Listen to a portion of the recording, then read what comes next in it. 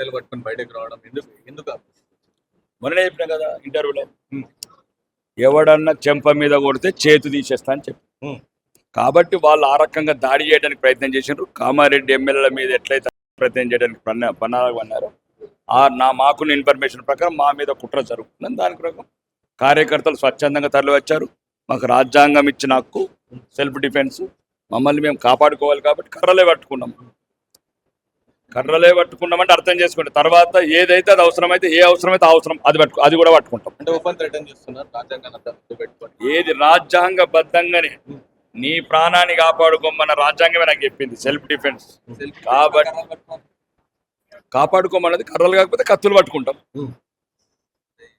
నేను వచ్చినప్పుడు ఏం చెప్పాడు, సచ్చినాక నచ్చి రిపోర్ట్ రాస్తావా? నీ ప్రాణాన్ని చంపినాక ఇంకేం చేస్తారు? నా ప్రాణాన్ని తీయాలంటే ప్రాణాన్ని కాపాడుకోవడానికి ఏ ప్రతీకార చర్య అనేది తీసుకుంటాం. కాబట్టి నిన్న మాట్లాడింది అది కాదు. అక్కడ ఎమ్మెల్యే గారి ఇల్లు ముట్టాడు అన్నప్పుడు మేము ఈ రాష్ట్రంలో ఉన్న నా తోటి శాసనసభ్యుడు కొడంగల్ గెలిచిన అయినా, కామారెడ్డిలో ఓడిపోయిన అయినా అనుమూల రేవంత్ రెడ్డి రమ్మన్నాను. నా స్థాయి రేవంత్ రెడ్డి కాబట్టి అక్కడ ఉన్న చిన్న చిన్న ఈ పిచ్చుకలతో మాట్లాడే అవసరం లేదని చర్చకు రమ్మంటే రాలేదు. ఆ టైంలో ఏదో అధికార పార్టీ ఉంది కదా, కుట్రలకు పాల్పడ్డారు. ఆ కుట్రలను ఎదుర్కోవడానికి స్వచ్ఛందంగా మా భారతీయ జనతా పార్టీ సైన్యం వచ్చింది. ఇంకా నిన్న జంతర్ మందిర్లో ఆ విధంగా విద్యార్థులందరూ కలిసి ప్రొటెస్ట్ చేస్తా ఉంటే లాఠీ చార్జ్ వాళ్ళ పైన మీరు ఆల్రెడీ చూస్తుంటారు సోషల్ మీడియాలో కొత్త వీళ్ళంటే ఆ విధంగా అంత దారుణంగా కుట్టాల్సిన పరిస్థితి. బీజేపీ దీనిపైన మౌనం వహించడం అంటే పోలీసులను కొడితే ఏం చేయమంటారు? శాంతి భద్రతని కాపాడాల్సిన పోలీసులని ఇష్టం ఉన్నట్టు విద్యార్థుల ముసుగుల అంటే అందరు కాదు, కొందరు సంఘ విద్రోహ శక్తులు వచ్చి పోలీసుల పానాలు తీస్తుంటే ఏం చేయాలి? ఈ రాజ్యాంగాన్ని కాపాడాలి, శాంతి భద్రతను కాపాడాలి, పార్లమెంట్ని కాపాడాలి. పార్లమెంట్లో ఉన్న పార్లమెంట్ సభ్యులకు భద్రత కూడా ముఖ్యమే కదా. అందుకోసమే చర్చలు ముఖ్యమని చర్చలకు పిలిచాం. చర్చలకు రావాలి కానీ పార్లమెంటు కూల్చేస్తాం, 370 ఆర్టికల్ మళ్ళా. అసలు మీ సమస్య ఏంది? మీరు అడుగుతున్న డిమాండ్స్ ఏందా?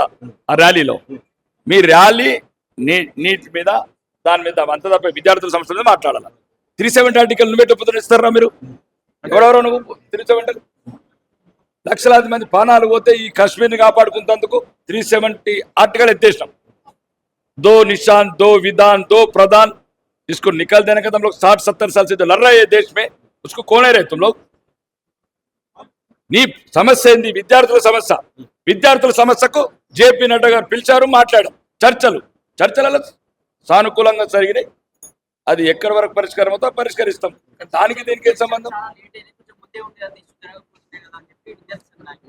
విద్యార్థి సంఘ నాయకులు ఎవరున్నారో మా దగ్గర ఆఫ్ ద రికార్డు ఉన్నది. దాంట్లో ఎవరెవరు పాల్గొంటున్నారో మా దగ్గర ఆఫ్ ద రికార్డు ఉంది. కాబట్టి ఈరోజు మాకు విద్యార్థులు అంటే అభిమానం.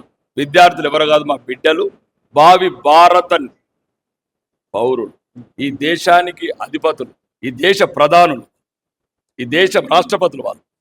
కాబట్టి మా బిడ్డలకు ఎటువంటి అన్యాయం జరగనివ్వము. వాళ్ళ ముసుగులో ఎవడన్నా రాజకీయం చేయాలనుకుంటే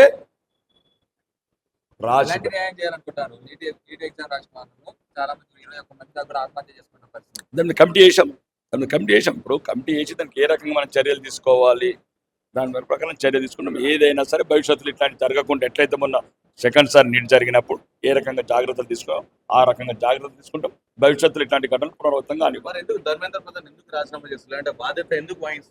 దాని మీదనే కదా నేను చర్చలు జరిగినాయి. రాజీనామా అనే దానికి పరిష్కారం కూడా రాజీనామా చేపిస్తారు. దానికి కాదు ఆయన ప్రమేయం లేదనుకున్నప్పుడు కమిటీ తీర్మానం చేస్తారు. ఆ కమిటీ అక్కడ చాలా సంఘటనలు చాలా పరిష్కరించాము. వాళ్ళు చెప్పారు మాకు న్యాయంగా జరగాలంటే ఆ ఎగ్జామ్స్ని బాగా ప్రాపర్గా చేయాల్సి ఆర్మీ హెల్ప్ కూడా తీసుకున్నాం. అవసరమైతే భవిష్యత్తులో కూడా ఎగ్జామ్స్కు ఆర్మీ హెల్ప్ తీసుకుని కూడా జరుపుతాం. రెండోది దీంట్లో జాంగ్ చాన్ చూకి, సోనం వాంగ్ చూక్లు ఇవన్నీ చాలా చూసినాం. దేశ్ హమారా హై, ఏ దేశ్ को रखना है हम लोग, ये देश भारत है, किसका बाप का नहीं. कौन सा बीजेपी? हमारा भी ये आपका भाजपा अलग है, आपका भारत अलग है. ये मोदी का भारत है, ये मोदी का भारत है. घुसके भी मारता है.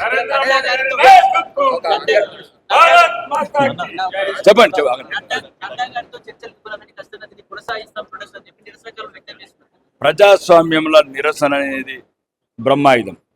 నిరసనలు తెలపాలని కోరుకుంటున్నాం. మేము కూడా ప్రజలు ఈ సమస్యలు కాదు ఏ సమస్యలు నిరసన తెలపాలి. ఆ నిరసనలు మాక్సిమం వీళ్ళంత మటుకు పరిష్కరిస్తాం. నిరసనలు రాజ్యాంగబద్ధంగా ఉండాలి, దానికి ఒక ఆమోదయోగ్యంగా ఉండాలి. అర్థమైందా? ఆమోదయోగ్యం ఉన్న అన్ని చర్యలు తీసుకుంటాం తప్ప మీ వ్యక్తిగత ఎజెండాలకు మాత్రం అక్కడ మహమ్మద్ యూనస్ని కౌగలించుకొని వచ్చి ఇక్కడ వాళ్ళు చెప్పినాయి, లేకపోతే కశ్మీర్ తీవ్రవాదులు చెప్పిన డిమాండ్స్ కావాలంటే మీకు వీడియోలు చూపిస్తాను. అట్లాంటి తప్పు మళ్ళీ ఏ ప్రశ్న 370 ఆర్టికల్ లేదు, ఎవడెవరో నువ్వు 370 ఆర్టికల్ లేదు మళ్ళీ పెట్టినట్టు కాశ్మీర్లో వాన్ని దేశద్రోహం కాదు కర్ణ ఒకరిదే. కొన్ని లక్షల మంది సైనికులు చచ్చిపోతే కాశ్మీర్ కాపాడుకున్నాం. ఎవరు వీడు? మళ్ళా కాశ్మీర్ 370 ఆర్టికల్ ఎవడండి వాడు? దేశద్రోహమే కాదు బరాబర్ పెడతాం. వాళ్ళ మీద అన్నాం, విద్యార్థుల మీద కాదు. దేశానికి వ్యతిరేకంగా ఇప్పుడు కూడా చెప్తున్నాం, ఎవడన్నా దేశానికి వ్యతిరేకంగా ఎందుకురా దేశ కా తుకుడా హోనా, ఇన్షా అల్లా ఏ భారత్ కా తుకుడా హోంగా. ఎవడెవరా నువ్వు? భగత్ సింగ్ బందూకు పట్టుకుంటే, భగత్ సింగ్ ఉరిపెట్టుకుంటే, సుభాష్ చంద్రబోస్ ఈ దేశానికి ప్రాణాలు అర్పిస్తే, లక్షలాది మంది ప్రాణాలు త్యాగాలు చేస్తే ఈ దొరికిన స్వేచ్ఛ, దొరికిన స్వాతంత్రం ఇది నా భారతదేశం. ఇన్షా అల్లా तेरा भारत टुकड़ा होगा, जिसने बोला उसका भी टुकड़ा कर देगा भाई.